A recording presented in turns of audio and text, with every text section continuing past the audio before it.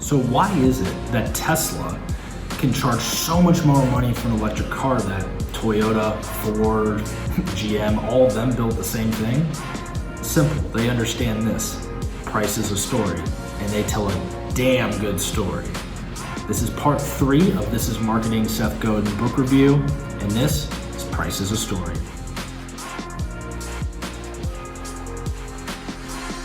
Welcome back, everybody, to Biz Gorilla. I'm your host, Jason Catalano, call sign Wildcat. And on this channel, we look to give you the best business advice from the best business books so you can build your brand at low to no cost. So the big idea of part 3 of Price is a Story is that, as you know, price is a story and this isn't golf. Low score doesn't win, and that you need to justify your price being premium for a target market. Okay, so the first point in Price is a Story is that price is a signal. It clearly is a signal, and the wine industry knows this, right? When you look at certain industries, they understand that price is one of the first signals we look at in terms of quality, reliability, status, association, right? All those things, we first look at price. You take Yellowtail, right, in the wine industry, and it's $2 chuck. It's like $5, $6, $7 for a bottle. And then you take some, Californian or Argentinian or especially French wine, and it's marked up all the way to $30, $40. And it could be the same style. It could be a Chardonnay. And you have to first think to yourself, oh, this is from France, or this is from Argentina. And Yellowtail is from Australia, and Australia doesn't really do wine. And yet when you do a blind taste test with them, you might actually consider them pretty equal, right? Maybe one's a little bit better, but you pretty much consider them roughly around the same commodity. And yet they're priced totally different. Why is that? Because price is a signal. French wines are more expensive because they're better. And maybe the French wine is a little better, but is it worth like $20 more per bottle? Probably not. But if you're somebody who buys the French wine, and we know French wine's supposed to be the best, clearly that price is a signal. You take it back, you have friends over, and you're like, hey, I just got this new, great wine. Gary V, Wine Library TV, maybe you heard it from him. And this wine comes all the way from France. Tell me, is that a signal to your friends about who you are? Yeah, it says I'm higher level, right? I'm higher status, I'm complex. Even though the wine itself is actually pretty close, the fact that price is a signal, you paid more because you're really paying for status, right? You're paying for that elevation status. And I thought that was a really interesting point in terms of price as a story, is that, once again, the entire wine industry has built that story through a long time, that certain regions and certain wines are not necessarily like so much better from the price, but the story is so much better. And we love a good story. So I really like that idea. Whenever I think about price as a story, I just always think back to the wine industry. And I just think they tell such a good story of why certain wines are so much more valuable. But the reality is the actual quality is not. And yet we fall for it every single time, right? Another good one is actually Warren Claff talked about this in his book, How to Pitch Anything. He says when he went to France, right, they actually used to do frames like this really, really often, where the waiter would say, oh, there's 2 wines here. This one is, part of this region in France. This one's part of this better region of France.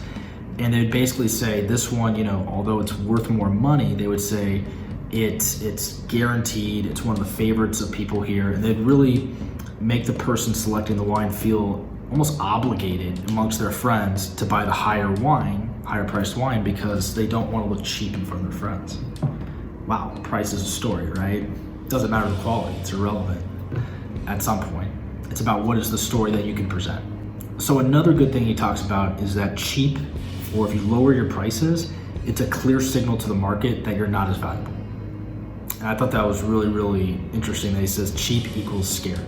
You are scared to tell a story. You are scared to break the status quo. You are scared to really give that promise to people. Hey, we are worth $30 more than whatever you find at Walmart. Here's why. People are scared. And if you're scared and you don't really believe in that, well, you have to lower your price, because nobody in their right minds is going to buy something for $30 more if you just say, well, it's because it's just better. get out of here. Is it because there's a different ingredient? Is it because there's a different process? Is it because, celebrities, this is theirs of choice? What is the reason for that $30? That's your story. You gotta be able to tell that story. Okay, so the second big point that Seth talks about for price is he talks about the funnel. So I'm just gonna draw it up a little bit. The basic funnel, pretty self-explanatory. Talks about Casey Neistat on his channel, how he gets 1.8 million viewers up here, but as you work your way all the way through the funnel, and I like how he says it. He says people go from a stranger up here, which in modern days is social media, okay? So there's social media, they're just a stranger, right? And he says they move through your funnel as you get to know your customer more. They move down the funnel and they become a friend. And then a friend becomes a customer, right? So as you move down over here, they become a friend, right? Haven't bought from you, but they trust you. They trust what you're talking about. You go down again, they become a customer. Oh, great, right? And he says with Casey Neistat, this might be, 100,000 people. Go down to the customer, this might actually only be 100, and then you might only have 5 that are repeat. Okay? And I thought that was really, really interesting how, Seth talks about the funnel this way, is that you can get a lot of people on social media as a stranger. They don't really know you, they're not really aware of you maybe, and you gotta promote yourself in terms of just awareness, how do you get their attention, and then how do you attract them and attract the right person. So this might be 1.8 million people, but he's just attracting a broad audience, right?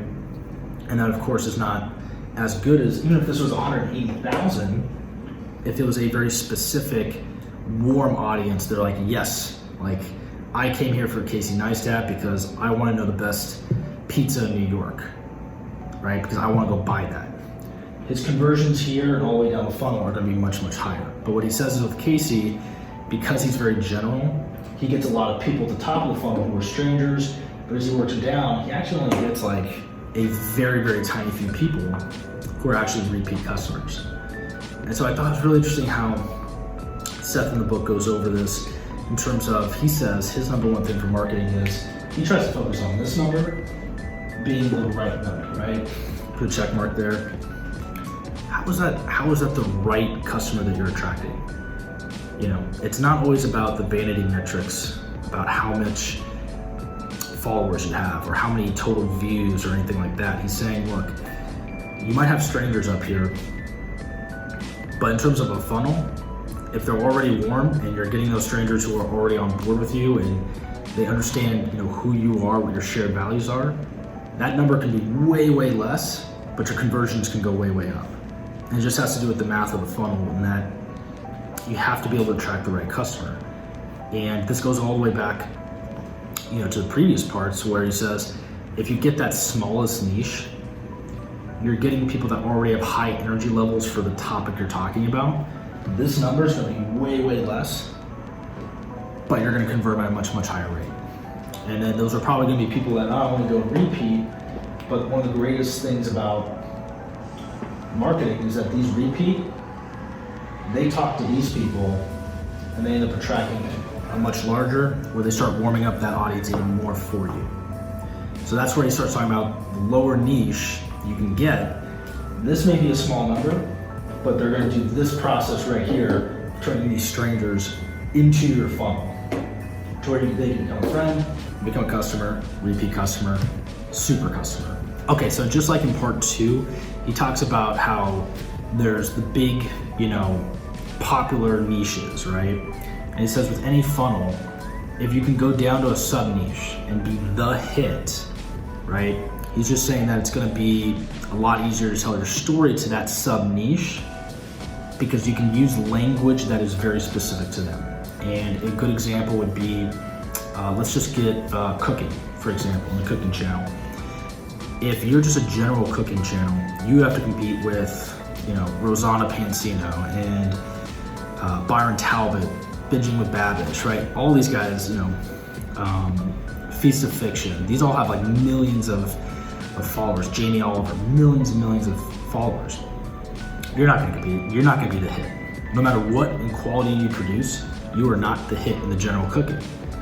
But let's say you start your channel and you do it on sauces, just sauces, right? Pizza sauces, pasta sauces, steak sauces, meat sauces, all that stuff, vegetable sauces. The reality is you have now sub-niched down to where for that particular group, you can use language in the saucier's craft, right? That's so specific to them that this tribe, right? Or for that particular sub-niche in the funnel, you're gonna warm them up in the top of the funnel and you're gonna get a much, much better top of the funnel in terms of people coming in. They're gonna be warmer, they're gonna be more engaged. They already look at you as there's no other options, or they look at you as you're the best for this. Therefore, I already kind of trust what you're saying. I'm already kind of buying it more. And I thought that was really, really interesting when he just said, you gotta be the hit. You gotta be the hit. Otherwise, people just kind of, and you're not gonna be sustainable. Okay, so in the third big arena of, price as a story is that he talks about the tribe and how when you're talking about a story, you're talking to a tribe very specifically. And the best way that I like to look at that is think about Tesla. When they start defining their story, what they're really saying is, we're not just a car company that happens to make environmental friendly vehicles. Because that's what Toyota does, that's what Ford does, that's what all the other companies came out and said was, well, we're a normal motor company. And by the way, if you want that option, we have it. Now, I'm not gonna lie to you, if I'm someone who's really, really into the environment, that's not really a good selling point. And most people aren't like, oh, I have to have a Dodge, oh, I have to have a GM, oh, I have to have a Toyota, and I really want eco-friendly, so I guess I'm forced into buying whatever it is, the Leaf or some bullshit like that. And what Tesla did was said, no, that particular tribe, they want the brand to be about that. They don't want normal motors. They want the electric motor because they want it to be eco-friendly and they want it to be more modern, right? More progressive.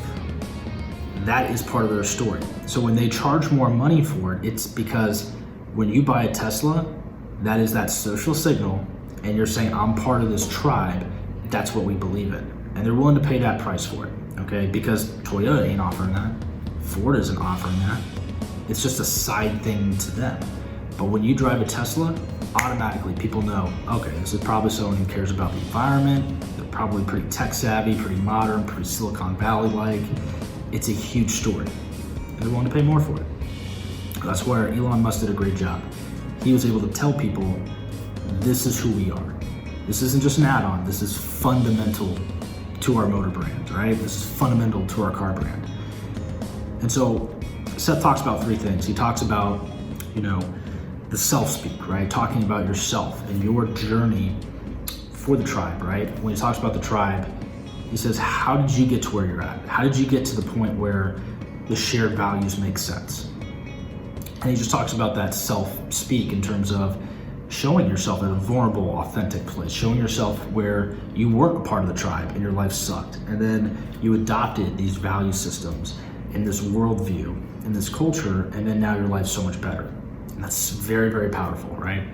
Think about it as like a weight loss transformation. You want to say, look, before I did the program, like for instance for Kino Body, before I did the program, I was just skinny fat, I was lost in life, wasn't good at business, wasn't good at relationships, just lost and just not living life. Went through the program, I did the principles that Greg O'Gallagher talks about, did intermittent fasting, I did train 3 times a week, did all that. Chocolate at night, love it. But you do the chocolate at night, and all of a sudden, 6 months later, I transformed my body, and now I completely am a believer in this system, and you can get results like this too. Perfect, self-speak, right? Authenticity, people connect to people. So the second thing that he talks about is you have to, the story of us. What is the story of the tribe? How did it really come to be? How did people really start to connect? And why are we alike, and why is that vision the right vision? And you have to just really clearly explain that. And I think what Greg O'Gallagher talks about is, he talks about people who are like Kino warriors or something like that. But the reason why I really like the way he explains it is, you want the Hollywood look, the Hollywood lifestyle, like that's perfect. Like that's in congruence with the rest of your life. Fitness isn't everything, it's a part of it. And this program, allows you to make it a part of your life while still getting results. So he's defining the us, he's defining why that value system is better for that particular part of the tribe.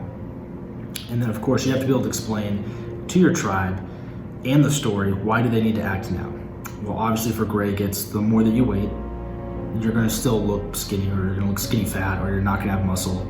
And he clearly articulates that if you don't act now, it's just gonna continue, right? If you don't buy Tesla, you're continually not help solving the problems, right?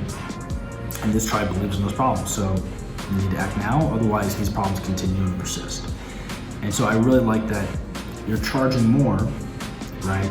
But in this case for the tribe, you have to act now, buy it now, because if you don't, you're not gonna be part of the tribe. Or I think a good thing he says is that if you don't act right now, you're not gonna get the results, which means you're delaying, really a long time down the road, really self-actualization. And that's a pretty prominent thing. Okay, everyone, so that was part 3, Price is a Story of This is Marketing by Seth Godin. And with that, go ahead and click down below to subscribe to the channel if you want to get the best business knowledge from the best business books in 15 minutes a day. And so with that, I'm Jason Catalano, signing off.